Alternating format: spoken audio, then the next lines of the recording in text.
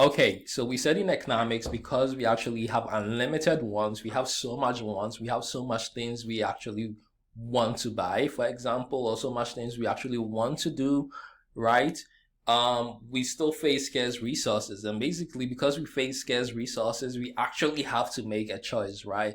So we've already gone through sort of things economists basically do. And right now, I'm just going to go through how to think like an economist, right? So what is economics all about? What is the fundamental principles in economics? What is the fundamental thinking behind economics, right? And there are 6 of them, and I'm just going to go through each of them one by one. Okay, so the first one is the choice is always a trade-off. So remember, there's nothing like a free lunch. What we call in economics a free lunch is basically to gain something, you basically need to give something up, right? So for example, I walk into Walmart, right? I have some things I want to buy. I can't buy every single thing. So I basically need to give up some of the things I really, really want and just buy them at a later date, for example. Or you go to a sneaker store, right? You could probably buy your favorite Adidas sneakers, or you could probably buy Jordans, right? But you have a limited budget. You can't just do that, right? So you need to make a trade-off. If you decide to go for the Jordans, right? Or if you decide to go for the Adidas, you need to give up one of the other shoes, right? You can't buy everything, right? And it's not even just in monetary sense or financial sense also, right? Time is a resource. So for example, for you to actually go to class, you need to give up sleeping in, right? For you to come to college, you need to give up actually working and making wages, okay? So every single choice we make, every single, decision we make, we always face a trade-off. Why? Because we have limited resources. And even for businesses, they're always facing a trade-off, right? They have to make a choice in what product to actually make, what product is actually in demand in the market. And by making that choice, they probably won't be able to make another products which they could potentially sell as well. Even governments actually have to make a choice. Should they invest in education? Should they invest in the prison system? Should they invest in infrastructure? Right? They have a limited budget, right? So with every choice, there is essentially a trade-off, okay? So you can think of a trade-off as something that you actually need to give up in order to gain something else, okay? So for example, coming to class, right? You need to give up sleeping in, or you need to give up playing Call of Duty, or you need to give up playing Madden, or you need to give up doing that extracurricular activity you wanted to do, or you need to give up, binging, on that Netflix show you always wanted to watch, right? Or you could decide to binge on the Netflix show. You could decide to play that video game. You could decide to go play basketball or just go work out at the gym. But then you can't make it to class, right? So there's a trade-off. You decide to binge on Netflix, well, you can't make it to class. If you decide to come to class, well, you can't binge on the Netflix program, right? So there's actually a trade-off, okay? Another example, would you spend your savings on clothing or vacation? So you have a limited amount of savings, right? You can't spend it on both, right? Remember, you have a budget limit, right? Would you decide to spend your savings on a nice fancy vacation with friends and have fun? Or you decide to, hey, let me go to Macy's, let me go to H&M, let me go to maybe JCPenney, let me go to one of these stores, Nike, Adidas, and just splurge on clothing, right? But you splurge on clothing, all your savings are basically used up and you can't go on your vacation, right? And it's just not with individuals too, it's actually with governments as well, right? So should the state of Iowa spend more on education, or should the state of Iowa probably spend more on healthcare? Should the state of Iowa actually spend more on healthcare, or should the state of Iowa spend more on the prison system, for example, right? There's a trade-off because the state of Iowa actually has a budget, right? So whatever you choose, you could have chosen something else, and your choice is always going to have a trade-off. In economics, that is something that is always going to be there, because again, you have unlimited ones, but then again, you face scarce resources, right? So all of us have 24 hours in a day, and within that 24 hours, we can't do everything. We need to give some things up, right? Is either you're going to study for the test, or you're just going to go to their party, right? And hopefully you guys don't party because of the whole COVID-19 thing, right? So the first fundamental principle in economics is a choice always has a trade-off, or in some cases, a choice is actually a trade-off, okay? Now, the second thing we need to realize is that we always make choices, and we know that, right? But we need to make the rational choice. And when we say the rational choice, basically is us weighing the benefits of the choice we're going to make versus the cost of the choice, okay? So to actually make a rational choice, you need to outweigh all the benefits. You need to actually measure all the benefits that choice comes up with. You need to look at all the costs that choice comes up with. And if the benefits actually outweigh the cost, then you make the choice, and then we call that a rational choice, okay? So a rational choice is one that compares cost and benefits and achieves the greatest benefit over cost for the person actually making the choice, okay? So for example, you have the choice between choosing the iPhone versus the Samsung Galaxy, okay? Well, the iPhone has its benefits. At the same time, it's pretty costly. The Samsung has its benefits, but maybe not as much as the iPhone, but then in a sense, it's actually cheaper, okay? So now you need to make a rational choice. You actually look at all your benefits, and you actually look at all your costs, and then make a decision, okay? Should you choose Call of Duty, right? I like playing Call of Duty, and the Neutralize pretty awesome. It's excellent. I can't wait to play that game. Anyway, should you choose, so I use Call of Duty a lot in my examples, okay? So sorry. Should you choose Call of Duty, or should you come to class? If you think the benefits outweigh the costs in terms of choosing Call of Duty over class, hey, then you should probably play, Call of Duty. If you think class benefits or the benefits outweigh the cost of coming to class, hey, then you should definitely come to class. But I think the benefits of coming to class definitely will outweigh the benefits of choosing Call of Duty anyway, even though I love it, right? So making a rational choice involves your benefits and basically your costs, right? Now, how do people choose rationally, right? And I've already answered this question, right? The answer depends on your benefits and costs. But what actually is a benefit, right? A benefit is basically what you gain, right? A benefit is the reward or basically what you gain from whatever action you decide to do, okay? So a benefit is the gain or pleasure that an action brings, and is usually determined by preferences. So this word here is really important, preferences, because people have different preferences, right? So for example, choosing between to maybe binge on Netflix or good to go out for a run, to some people, going for a run is like the best thing ever. I need to go out for that run at this moment. I need to go work out. But for some people, hey, I don't want to go for the run. I don't really like running that much. I might as well just binge on my Netflix, right? So your benefits, right, that you actually gain from something actually depends on their preferences, right? And their preferences in economics is basically what a person likes and what a person basically dislikes as well, okay? So to make a rational choice, you need to consider the benefits, and also you need to consider the cost, okay? So the cost essentially is what you must give up in order to gain something, okay? What do you give up to gain something, right? And usually we think of cost in terms of monetary terms, but then it's way bigger than that, okay? So in economics, we have a term called opportunity cost, right?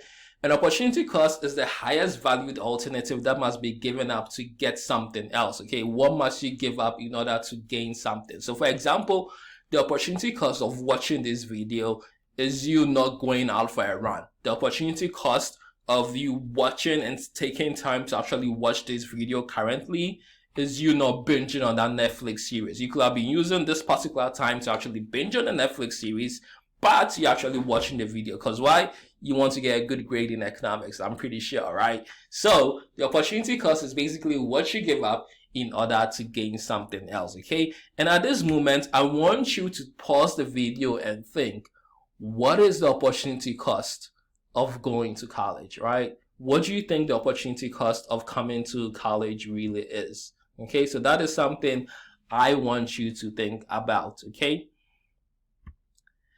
The next way of thinking, or the next principle behind economics, right, is how much. And basically, when we say how much, it's choosing at the margin. So it's not just enough looking at the benefits and the costs, but it's actually looking at the incremental benefits. What is the extra benefit I will actually sort of incur? Or what is the extra cost I'll actually incur if I actually perform an action? So it's not just looking at the total benefits and the total cost, but the most important thing is actually looking at the extra benefits and the extra cost, okay? So right now, I don't want you guys to get too muddled into this.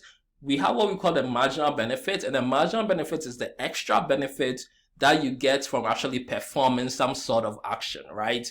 Is the incremental increase in an activity, and that is the marginal benefit, okay? And we also have the marginal cost, right? It's the incremental or extra cost that you incur when you actually perform an action, okay? Right, so in that sense, you can actually make a rational choice, right? If the marginal benefit of whatever activity you're doing, if the extra benefit of coming to class, for example, or watching this video, for example, exceeds the marginal cost of watching this video, and the marginal cost of watching this video is opportunity cost, basically what you give up in order to watch this video. So let's say maybe you could have been playing basketball, or maybe you could have been playing soccer, for example, right? Instead of watching this video. If you think the marginal benefit, the extra benefits you actually get from watching this video is better than the cost, which is you going playing soccer, hey, then a rational choice economists will tell you to do is basically watch this video, okay? So long as the marginal benefit outweighs the marginal cost, you should always pick that decision, or you should always make that decision, and basically that is the rational choice, okay? Right. And then we have choices basically responding to incentives, okay? So when we say incentives, we mean rewards, okay? Most of our choices depend on the extra rewards we can actually get, okay? So for example, if I told you that, hey, you're gonna get extra credit for every single time you come to class, I'm sure you always come to class, okay? If there's gonna be extra credit for every single participation you actually make in class, or maybe every single interaction you make in class, I'm definitely sure you're going to come to class, right? So our choices are basically driven by our benefits, but our benefits are also driven by the incentive. What is the extra incentive that this choice or action basically gives me, right? And that is some way, that is the way economists tend to think, okay? So those are the 6 ways economists tend to think, right? Right now, I just go into economics as a social science and economics as a policy tool, okay? So most economists tend to be social scientists, or most economists tend to be business analysts, for example, okay? And in social science or in policy analysis, right, we actually distinguish between 2 statements. We have what we call the positive statement, and we have a normative statement, okay? So a positive statement, listen carefully, basically describes what the world is supposed to be, right?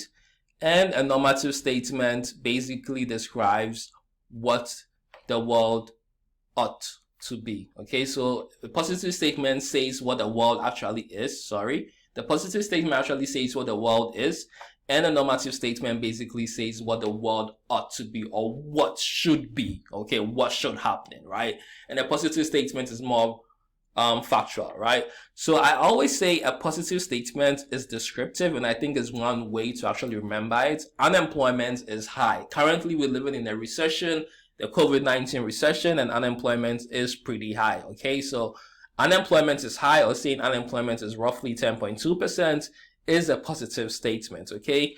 A normative statement is more prescriptive, right? You're trying to say how the world should operate, or you're trying to say how the world should basically be, okay? So a normative statement tends to be prescriptive, and that's the way I remember it.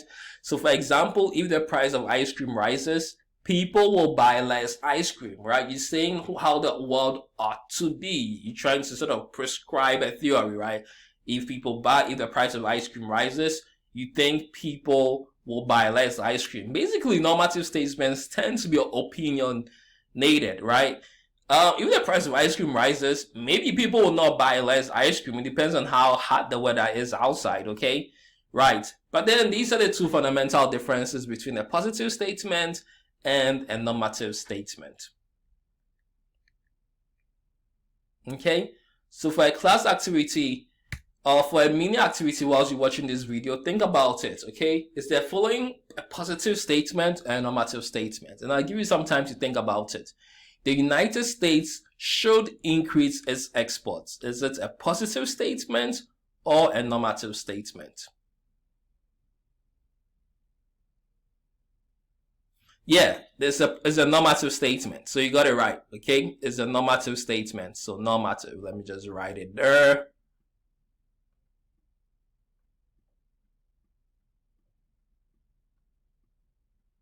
is a normative statement, okay? Now let's look at the second one. Canada is the second largest trading partner of the United States. Is it a normative statement or is it a positive statement?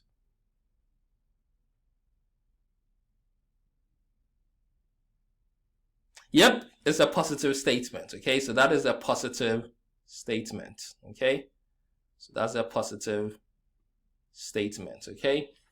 And the last one is, if the price of gasoline rises, will people drive less? If the price of gasoline rises, people will drive less and use less gasoline. Is it a positive statement or a normative statement?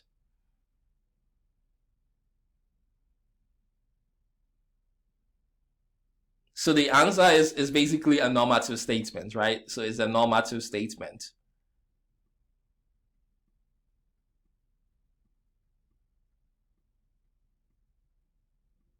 Right, because you're saying what ought should happen, right? If the price of gasoline rises, you're saying people ought to drive less and use less gasoline, and that might not necessarily be true, okay?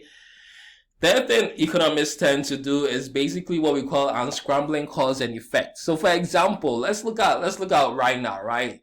If there's a pandemic, right, economists will say if there's a pandemic, if there's a COVID-19 pandemic, what will happen to unemployment? What will happen to GDP? How much will GDP fall by? How much will unemployment basically fall by? Okay. And these are things economists want to know. And to actually do that, economists create what we call an economic model. Right? And an economic model basically tells us how the world should be, right? It describes the it basically describes reality of the world using economic behavior, trying to predict economic behavior. Okay, so trying to describe the world whilst predicting economic behavior is what economic models do, right? And that is the long definition of an economic model, right? So an economic model is a description of some aspects of the world that includes only those features that are needed for the purpose at hand, right? So it's a description of the world that is used to try and describe economic behavior. Okay, so this ends our chapter 1. Again, chapter 1 is just mainly informational, just for you to have an idea of what economics is about and what macroeconomics is about. Next week we're actually going to start chapter 3, which is demand and supply, and I'll suggest that you start reading on demand and supply because that's where the interesting stuff actually happens. It's been a pleasure talking to you guys and for watching this video, and I'll see you next week. Take care.